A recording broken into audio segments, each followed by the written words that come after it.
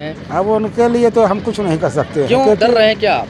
हाँ भाई डर रहे हैं। हम कुछ उनके खिलाफ बोल देंगे तो हमारे ऊपर कष्ट आ सकता है। क्या कष्ट आ सकता है? कोई भी कष्ट आ सकता है। वोट आपने दिया, विधायक सांसद आपने बनाए और आप डर भी रहे हैं। डरने पड़ता है। बताएं क्या कहें, देख रहे हैं कितना परेशानी यहाँ हो रही है।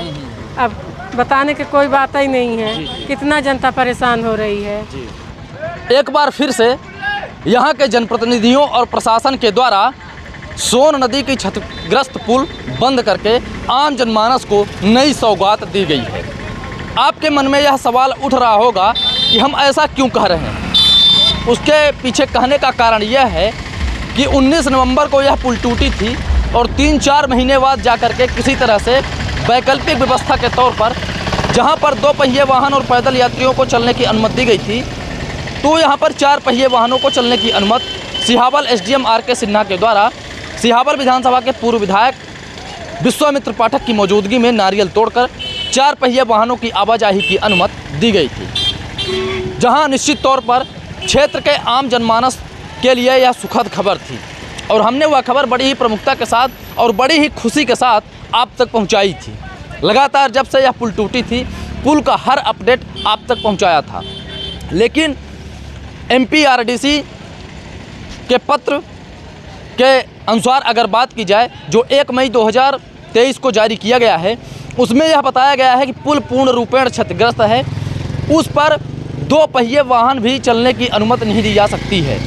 स्पष्ट रूप से उस पत्र में उल्लेखित किया गया है, जबकि इस पुल पर अभी भी 2 पहिए वाहन चल रहे हैं। 2 पहिए वाहन और पैदल यात्रियों को चलने के लिए अनुमति दी गई है, जबकि 4 पहिए वाहनों को यहाँ पर प्रतिबंधित कर दिया गया है।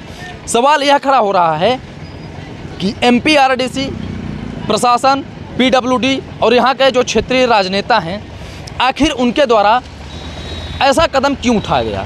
हम इसलिए ऐसा कह रहे हैं क्योंकि जब पूर्व में 4 पहिए वाहनों को अनुमति दी गई थी, तो यहाँ के जो इंजीनियर थे एमपीआरडीसी और पीडब्ल्यूडी के द्वारा और सिहावल एसडीएम आर.के. सिन्हा के भी द्वारा कि पुल का परीक्षण किया जा चुका है बड़ी ही बारीकियों के साथ, और इस पर 4 पहिए वाहनों को चलने की अनुमति दी जा सकती है और 4 पहिए वाहन चलने भी लगे थे।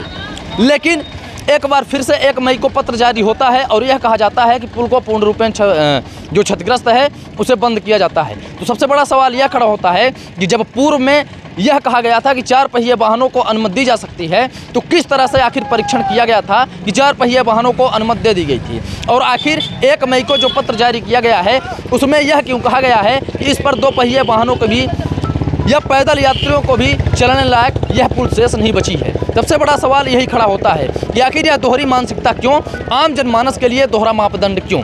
कहीं यह पुल राजनीति की भेंट तो नहीं चढ़ रही है। जैसा कि आप हमारी चलती हुई विजुअल के माध्यम से देख पा रहे हैं कि पुल को प्रशासन के द्वारा मिट्टी डालकर बैरिकेडिंग किया गया है और मार्ग को बंद कर दिया गया है। यहाँ पर काफ़ी भीड़ इकट्ठा है। हम यहाँ के स्थानीय लोगों से, राहगीरों से भी जानने का प्रयास करेंगे इस पुल को लेकर वो क्या राय रखते हैं और इस पुल को लेकर के उनके मन में क्या धारणा चल रही है, नेताओं को लेकर वो क्या कुछ कहना चाहते हैं। बाहरी से कहाँ जाएगी? सिहावल जाएगी। पहले कहाँ से आप जा रहे हैं? पहले होगा बहुत दिन में कहते गाँव मोटरसाइकिल से मेरी का। हाँ, तो पुलिया तो पुल बंद हुई है। हाँ, तब नहीं रेंगत जी रेंगत जाबे। परेशानी कितनी बढ़ी? बहुत परेशान। का तो के लाते केकर हमें कमी है? कमी अब सरकार का है, कमी के सरकार का है। नेतन का तुम्हारे क्षेत्र का कितनी कमी? हाँ, बहुत कमी है। बहुत कमी। सांसद के विधायक की कितना नंबर देवे, उनका कितनी कमी देखा था? उनका बहुत मन नहीं देखा था सांसद के। हाँ। और विधायक का सांसद के जाना था। हाँ, ये अरे इनका नाम भाई है कहाँ के यहीं ये कहीं कहाँ का पटुलखी के? हाँ, पटुलखी। रीति पाठक कहीं? हाँ, रीति सांसद। हाँ, तो मतलब एमे उनका कमी देखा था पुलिया में? हाँ, है ना। विधायक के है? विधायक बैठा था वो हमारे का है पटेल बाबा। अच्छा। हाँ, तो कमलेश्वर पटेल। हाँ, कमी है। तो उन्होंने कमी देखा था? दोनों जने कमी का ऐसा तो लगा था कि इनकर पता नहीं कमी है, काहे नहीं पुलिया चालू हो पाई। अब दई जाना अपना पंचायत दई वाहन अपना जाना। हम दई नहीं, यहाँ दई तो जनता होती ना, दई जनता होती। का नाम है? बाबूलाल। जब यहाँ घरे गाँव पे। जी? गाँव पे। हाँ। और कौन सा गाँव?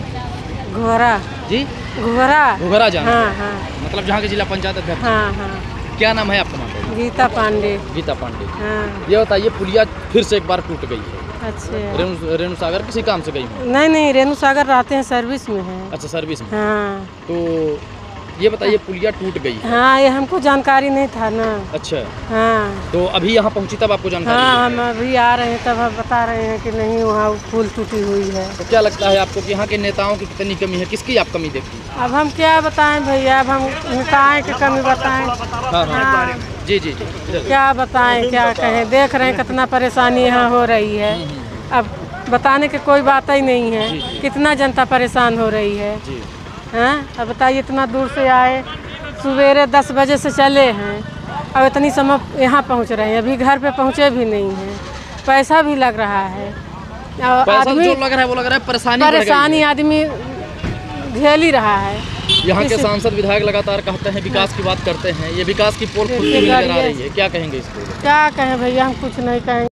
ये मोटरसाइकिल आपके घर की है? नहीं हमारे घर की नहीं है, कोई है पहुंचा देंगे, सहायता कर देंगे तो पहुंच जाएंगे ना। जी जी जी। कहाँ घर है? घर तो हमारा है कुकुरा में। कुकुरा में है। कुकुराओं। कहाँ जाना है, कहाँ जाना है आपको? हम यहीं तक आए थे, देखने आए थे, भीड़ लगी थी। अच्छा भीड़ लगी। हाँ भीड़ लगी थी देखने। मतलब ये आपको लगा एक बार फिर से आखिर पुल बंद हो गई तो कैसे बंद हो गई? हाँ कैसी दिखती है पुल?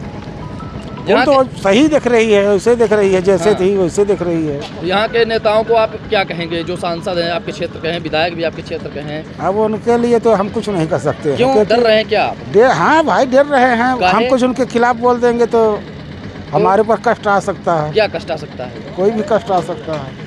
वोट आपने दिया, विधायक सांसद आपने बनाए और आप डर भी रहे हैं।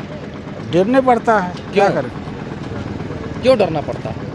अब यही तो है, जब जरूरत पड़ती है तो रास्ते बंद हो जाती है, तो देरी नहीं है। लगन का सीजन चल रहा है। हाँ लगन का सीजन चल रहा है। क्या नाम है आपका? श्याम लाल।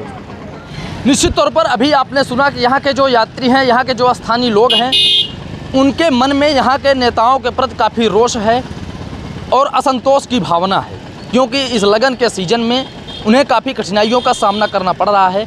अगर पूरे देश में बात की जाए तो यह देश नदियों का देश कहा जाता है। यहाँ पर अनगिनत नदियाँ हैं और उन नदियों पर अगर बात की जाए, कहीं पर अगर पुल पर काम चल रहा है या कोई पुल क्षतिग्रस्त हो गई है तो बड़ी सी बड़ी नदियों पर पीपा पुल या वैकल्पिक मार्ग बना के आवागमन को बहाल किया जाता है। परंतु यहाँ पर प्रशासन और राजनीति की भेंट यह पुल चढ़ गई है।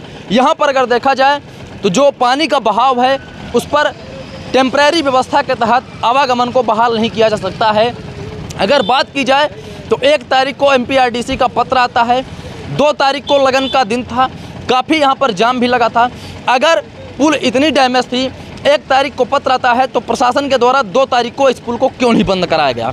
3 तारीख को इस पुल को बंद कराया गया था, चूँकि किन्हीं कारणों बस हम यहाँ पर नहीं पहुँच पाए थे।